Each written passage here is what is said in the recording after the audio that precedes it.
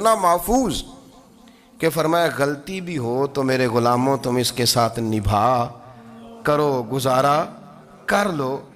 کو کیا اور حق چاہیے عورت کو، جس کو اس کی غلطیوں سمیت نبی پاک نے قبول کرنے کا حکم دے دی کہ اس کی کمزوریوں سمیت قبول کر لو۔ اب اس کو اور کیا کوئی کمزوریوں سمیت قبول کرتا ہے؟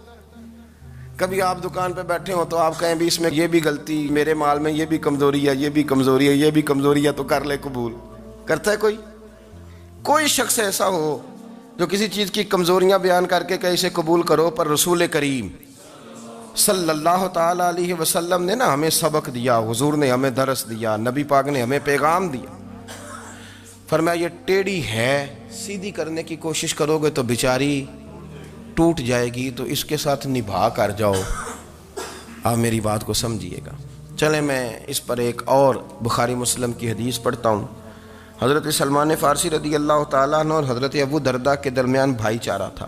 مکے سے مدینے جب لوگ آئے تو حضور نے بھائی بھائی بنایا تھا، ان کے درمیان بھائی چارہ تھا، تو ابھی پردے کی آیات نازل نہیں ہوئی تھیں تو لوگ ایک دوسرے کی طرف جاتے تھے۔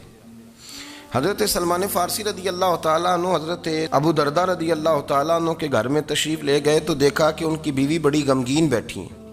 تو ہم نے فرمایا بہن کیا ہوا؟ تو کہنے لگی تمہارے بھائی کو دلچسپی کوئی نہیں رہی، ہر روز روزہ رکھ لیتا ہے اور ساری رات نفل پڑھتا ہے۔ حضرت سلمان فارسی کہنے لگے ٹھیک ہے کر لیتے ہیں بندوبست۔ نماز دین ہے کہ نہیں؟ دین ہے نا یہ چیزیں۔ لیکن حضرت سلمان فارسی جناب ابو درداء سے کہنے لگے آج میں نے تیرے گھر میں رہنا رات کو، کیونکہ وہ تو ساری رات نماز پڑھتے تھے، نفل پڑھتے تھے۔ انہوں نے کہا ٹھیک ہے، ایک بستر لا کے بچھا دیا حضرت سلمان فارسی کے لیے۔ سلمان فارسی فرمانے لگے دوسرا بھی لا۔ کہا وہ کیا کرنا ہے؟ فرمانے لگے تو نے بھی سونا ہے، میں نے بھی سونا ہے، تو نے بھی سونا ہے، عشاء پڑھیں گے اور پھر دونوں سوئیں گے۔ کہا میں نے تو نماز پڑھنی ہے۔ فرمایا تہجد کے وقت اٹھ کے پڑھیں گے، اللہ کے رسول بھی رات آخری حصے میں جا کے نماز پڑھتے ہیں۔ ادھر ساتھ سلا لیا، وہ تھوڑی کو دیر سوئے، اب عادت تھی ساری رات اٹھنے کی، ذرا اٹھنے لگے بستر سے تو حضرت سلمان فارسی فرمایا چپ کر کے سو جا، وہ بڑی رات پڑی ہوئی، چپ کر کے سو جا۔ وہ لیٹ گئے، پھر اٹھنے لگے تو فرمایا سو جا چپ کر کے، بڑا ٹائم ہے۔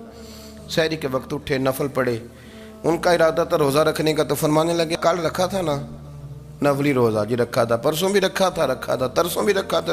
فرمایا آج نہیں رکھنا، آج میں تیرا مہمان ہوں، سارا دن اکٹھے مل کے روٹیاں کھائیں گے، آج نہیں روزہ رکھنا، سلا دیا۔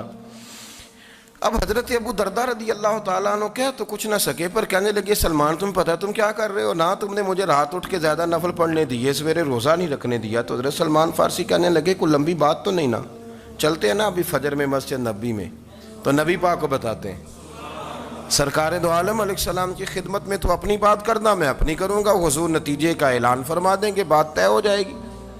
حاضر خدمت ہوئے، عرض کی یا رسول اللہ صلی اللہ تعالی علیہ وسلم یہ ساری رات نفل پڑھتے ہیں، ہر روز روزہ رکھتے ہیں، ان کی اہلیہ غمگین بیٹھی ہیں، حکم فرمائیں۔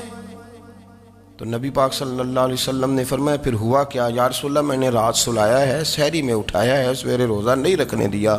نبی پاک نے فرمایا سلمان فارسی نے ٹھیک کیا ہے، سلمان فارسی نے ٹھیک کیا۔ پھر حضور نے فرمایا، نبی کریم نے فرمایا ابو درداء تیرے اوپر اگر اللہ کا حق ہے، اس کے رسول کا حق ہے، دین کا حق ہے، تو فرمایا تیری آنکھ کا بھی تیرے اوپر حق ہے، تیرے وجود کا بھی تیرے اوپر حق ہے۔ یہ حضور نے فرمایا تیرے بچوں کا بھی تیرے اوپر حق ہے، تیری بیوی کا بھی تیرے اوپر حق۔ اس حق کو بھی سمجھے، حقوق اللہ بھی ہیں، پر تیری آنکھ کا بھی تیرے اوپر کیا مانا کہ تیری آنکھ سونا چاہتی ہے تو اسے سلا بھی، تیرے وجود کا بھی تیرے اوپر حق ہے، تو تیرا وجود آرام کرنا چاہتا ہے تو اسے آرام بھی کرا۔ اور پھر وہاں نبی پاک صلی اللہ علیہ وسلم نے فرمایا میں تم سب، سننا یہ لفظ حدیث کے، حضور نے اسی موقع پر فرمایا میں تم سب سے زیادہ اپنے رب کو جانتا ہوں اور میں تم سب سے بڑھ کر اپنے رب سے ڈرتا ہوں۔ حضور فرمانے لگے میں روزہ بھی رکھتا ہوں، افطار بھی کرتا ہوں، یعنی کبھی رکھتا ہوں اور کبھی نہیں رکھتا۔ فرمایا میں نفل بھی پڑھتا ہوں اور اپنی بیویوں کو وقت بھی دیتا ہوں۔ سرکار مسجد میں بھی آتے تھے، نواسوں کے ساتھ کھیلا بھی کرتے تھے، ان کے ساتھ پیار بھی کرتے تھے۔ تو اتنے بڑے حقوق حضور نے بیان فرمائے عورتوں کے کہ تمہاری بیوی کا بھی تمہارے اوپر۔ لو ایک حدیث بخاری کی اور یہاں بیان کر دیتا ہوں۔ ایک شخص نے آ کے عرض کی یا رسول اللہ صلی اللہ تعالی علیہ وسلم جہاد کے لیے تیاری ہو گئی ہے، صفیں بن رہی ہیں، مجاہدین کی تیاری ہے، تو میرا بھی نام لکھ دیا گیا ہے مجاہدوں کی لسٹ میں۔ لیکن یا رسول اللہ صلی اللہ تعالیٰ علیہ وسلم، میری بیوی نے حج کی تیاری کر لی ہے اور میرے دوستوں نے، صحابہ نے میرا نام مجاہدین کی لسٹ میں لکھ دیا، تو میرے لیے کیا حکم ہے؟ یہ بخاری مسلم ہے۔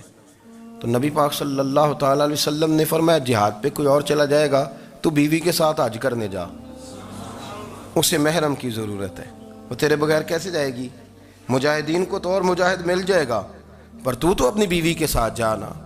نبی پاک صلی اللہ علیہ وسلم نے مرد کو محافظ بنایا ہے، عورت کو مرد کا قیدی نہیں بنایا، بلکہ عورت کو حفاظت عطا کی اور مرد کو اس کا محافظ بنایا۔ اب بچیاں آزاد ہونا چاہتی ہیں، اور آزادی بھی وہ والی کہ جو بنیادی طور پر آزادی نہیں، فحاشی ہے۔ میں نے بہت پہلے کہا ہے کہ اسلام بیٹیوں کو قیمتی سمجھتا ہے۔ جس بندے کے پاس 20 تولے سونا ہو وہ چوک میں لے کے نہیں آتا، وہ قیمتی چیز ہے، اس نے چھپا کے رکھی ہوتی ہے۔ تو جو نبی پاک صلی اللہ علیہ وسلم کا کلمہ پڑھنے والے بیویاں، اسلام انہیں قیمتی سمجھتا ہے، کہتا ہے کہ تم قیمتی ہو، لہذا گھر کے اندر رہو، تم باہر نہ ہو۔ لیکن عورتیں ہیں کہ ان کو بلا وجہ لوگ خراب کر دیتے ہیں اور بلا وجہ وہ اس مغالطے کا شکار ہو جاتی ہیں۔ اب آگے بڑھتے ہیں۔ قرآن مجید نے سورہ نور کی آیت نمبر 30 میں کہا کہ کل للمؤمنین یغضوا من ابصارہم، فرمایا کہ اے محبوب علیہ السلام مومن مردوں سے کہہ دو کہ اپنی نظریں جھکا کے رکھیں، اپنی نظریں۔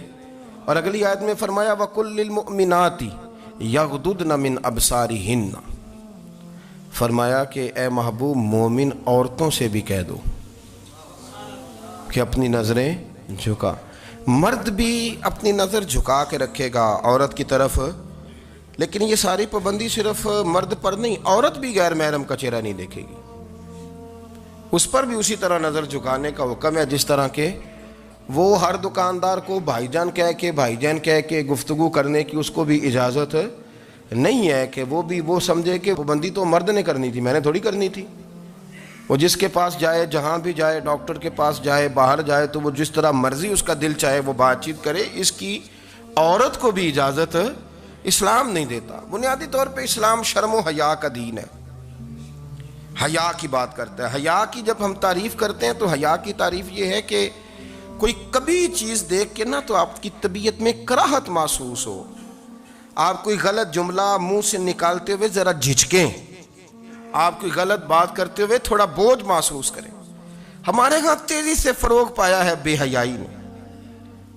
سنگیوں کی محفلیں، یاروں کی محفلیں، اس میں غلیظ گفتگو ہوتی ہے، الا ماشاء اللہ۔ ان دوستوں کو بڑی پاک صاف گفتگو کرنی چاہیے۔ دوستی کا رشتہ بڑا مقدس رشتہ ہے، جو یہاں ایک دوسرے سے پیار کریں گے جنت میں بھی اکٹھے داخل کیے جائیں گے۔ شرط یہ ہے کہ پیار اللہ رسول کی رضا کے لیے ہو، لیکن اس کے اندر اگر آپ کی گفتگو کچی ہو، کمزور ہو، فحاشی والی ہو، عریانی والی ہو، وہ ہمارے ہاں تو اب اس کو لوگ فیشن سمجھتے ہیں، اس کو مردانگی کی علامت سمجھتے ہیں کہ وہ جی ساری باتیں جی وہاں ہو گئیں، اور جس کا جو جی چاہا اس نے کہا۔ آپ جب حیا کے دائرے میں ہوتے ہیں تو آپ خود بھی سکون محسوس کرتے ہیں۔ دیکھیں نا، آپ کو نیند سکون سے کہاں آتی ہے؟ جہاں کمرہ بند ہو، چاروں جانب دیوار ہے، اوپر چھت ہے، خالی دروازہ بھی کھلا ہوا ہونا تو جب بندہ سکون لینا چاہتا ہے تو کہتا ہے یار ذرا دروازہ ذرا بند کر دو۔ وہ اچھی طرح اپنے آپ کو چھپا لیتا ہے نا حیا کے پردے میں، تو اللہ اسے سکون عطا کرتا ہے۔ اور جو اس سے بھی زیادہ ٹھنڈی نیند میں جانا چاہتا ہے وہ کہتا ہے لائٹ بھی بند کر دو۔ اب وہ مکمل طور پہ سمجھتا ہے کہ میں چاروں جانب سے چھپ گیا ہوں، اگر میں کھل کے بھی سو جاؤں گا تو میرا چونکہ پردہ قائم ہے تو مجھے کوئی دشواری نہیں ہوگی۔